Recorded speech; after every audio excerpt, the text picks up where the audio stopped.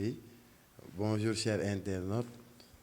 Donc aujourd'hui, l'émission Ma classe en ligne porte sur l'État et la liberté, qui est une leçon du domaine 2. D'abord, qu'est-ce que l'État? Nous allons dire que l'État est considéré comme une forme d'organisation politique et juridique d'une nation. Pour qu'un État existe, il faut trois éléments fondamentaux. D'abord, la population, le territoire et le gouvernement.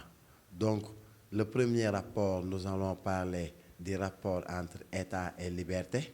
Si l'État est à la mesure de garantir la liberté, le rôle principal du pouvoir politique est la réalisation de la liberté, car l'État est gage de liberté.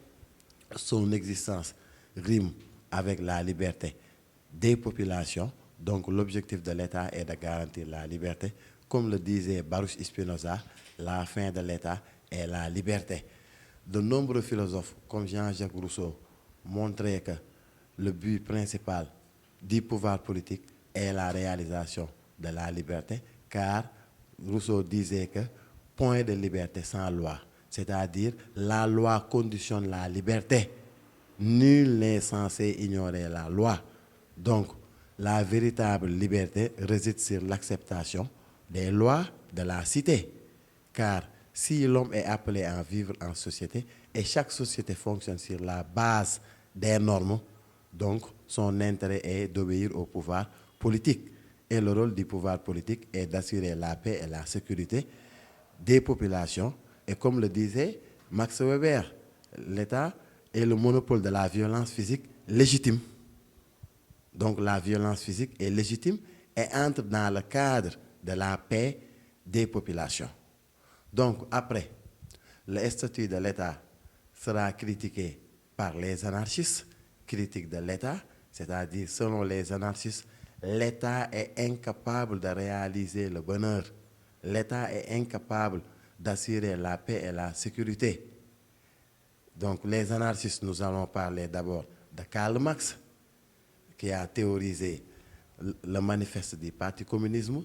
Selon Karl Marx proposait le dépérissement de l'État, c'est-à-dire la disparition de l'État, car il est à l'origine des classes, de l'existence de la bourgeoisie qui exploite les prolétaires. Donc c'est le système capitaliste que Karl Marx essayait de critiquer. Donc d'autres aussi anarchistes comme le philosophe français Jean Grave nous proposaient de vivre notre vie et de faire ce que l'on veut. Car l'État dénigre la personnalité humaine. L'État n'est pas à la mesure de traiter les citoyens au même titre. Il favorise une minorité au détriment d'une majorité. Et cette minorité exploite la majorité. Comme en Wolof, on le dit, et Nietzsche aussi considérait l'État comme un monstre froid. Il m'a froidement. Voici le mensonge qui sort de sa bouche. Moi, l'État, je suis le peuple.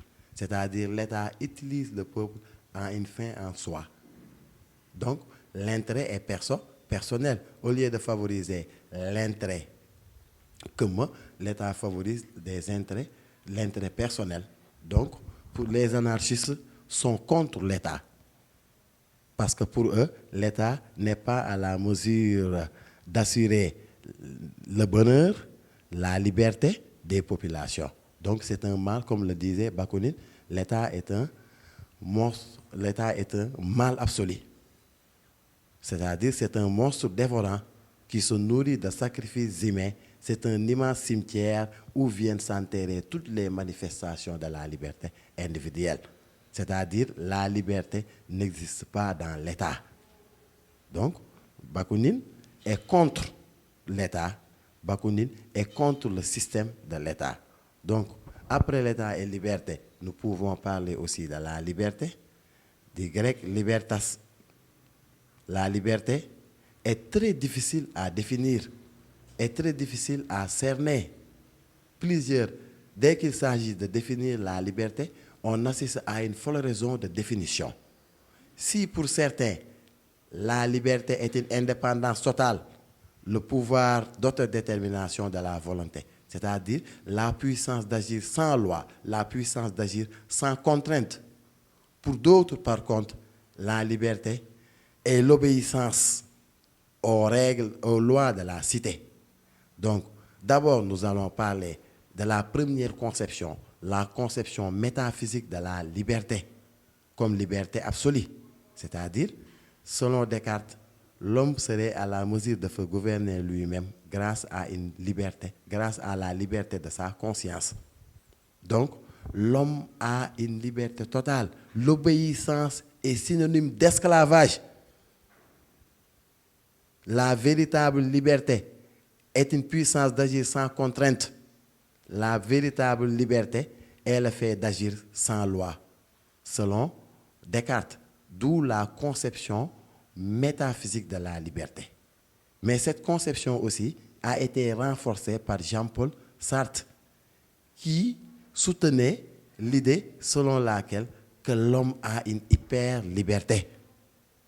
C'est-à-dire, l'homme n'est pas comme un objet, car pour ce dernier, on sait d'avance de quoi il va servir. Son essence précède son existence. Alors que chez l'homme, son existence précède son essence. Donc l'homme est libre. L'homme a une hyper-liberté d'agir. Donc l'homme n'est pas contrôlé l'homme n'est pas programmé comme un objet. Donc cette liberté absolue réside dans le cadre d'une indépendance totale. Mais aussi, on peut parler aussi de la liberté, du rapport entre liberté et déterminisme. Qu'est-ce que le déterminisme? Le déterminisme est une doctrine qui considère tout événement irrévocablement fixé d'avance. Donc, on peut parler dans ce sens de la liberté rationnelle.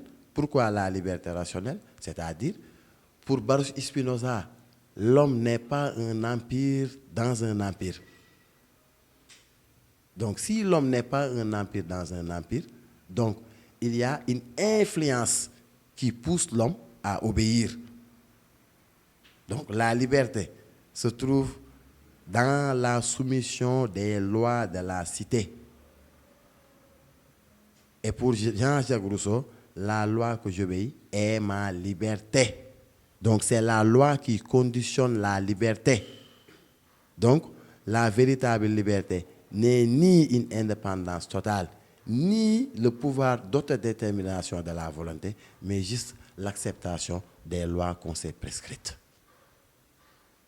Donc, d'autant plus, on peut parler de la liberté dans le cadre plus rationnel, parce que si l'homme est un animal politique, selon Aristote, un être qui vit par nature dans la société, et chaque société fonctionne sur la base des normes.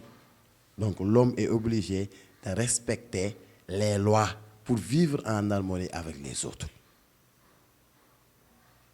Donc, pour tout dire, c'est la loi qui donne la liberté. Donc, point de liberté sans loi, comme le disait Jean-Jacques Rousseau dans son ouvrage intitulé « Du contrat social ».